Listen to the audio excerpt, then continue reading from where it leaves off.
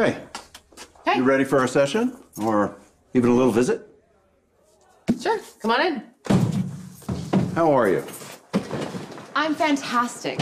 And you? Fantastic. Why don't I believe you? I'm in here. Did you bring the cards? Yes. Oh! I am happy to play poker.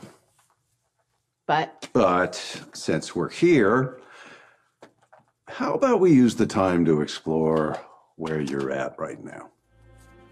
You're still on that, huh? Yeah, well, psychiatrists, we're persistent that way. You want me to explore my grief over Morgan? Hey. And looking back, I can see that Morgan's death was a gift to Nelle. It gave her the end she needed for my whole family. Drugging Sonny, insinuating herself with Michael and Jocelyn, and then in the end, sabotaging me. I gotta admit, man, I walked right into it. I did. I wanted to believe that Morgan could come back. Which is a perfectly natural and understandable expression of loss. Yeah, but the thing is, if you want to explore my feelings over my grief for Morgan, it has to include Nelle. It has to include Nelle. Fair enough.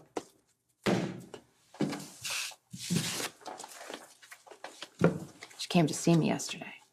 That must have been a very unwelcome visit. You have no idea. What did she want?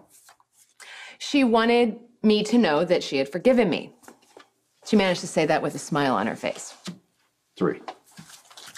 Then she jumped to the goading portion. Goading you with what? What else? My kids.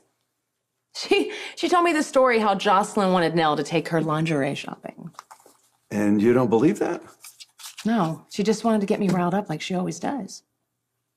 Then she saved the best for last. Michael and Nelle are getting married. She had the ring to prove it. Wow. You should have seen her waving that ring under my nose. What? You don't have a reaction, or? You seem a lot more calm about it than I would have expected. Because I played it perfectly. I slapped a smile on my face, and I said all the right things, and I completely outplayed her. And I gotta tell you, that was the first time I felt like myself in months. The old you.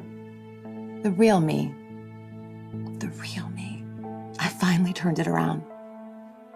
What I don't understand is why it took me so long to get there. Well, since we're on that subject, why don't we explore that for a while? That baby shower was the icing on the cake for now. I gave her exactly what she wanted. And I turned into this furious, out-of-control person that I didn't even recognize, that my daughter didn't even recognize. I mean, I helped Nelle create the divide between me and Jocelyn. God, how did that happen? I mean, why? Why couldn't I sit back and just let her spin her psycho wheels? But I couldn't. God, I wish I'd never gone up those stairs. Why did you? Because Jocelyn wanted me to apologize to Nelle for my outburst. Believe me, it was the last thing I wanted to do. But you were trying to repair things with your daughter. Yeah. So I went upstairs and Nelle continued to taunt me. And then she had that damn baby blanket and, oh God. I mean, the funny thing is, Nell's end game was never to go tumbling down the stairs. So when that happened, I mean, it couldn't have ended better for her, right? Because Nell's okay, the baby's okay, thank God. I come out looking like I'm certifiable. That's just not me. Which part? All of it. I mean, to let someone have that kind of power over me, that doesn't happen. I was so focused on Nelle, on fighting her, on stopping her. I wanted to keep her out of my son and daughter's lives that I lost any and all perspective. I mean, Nelle is someone I could have fought in my sleep before. Before what?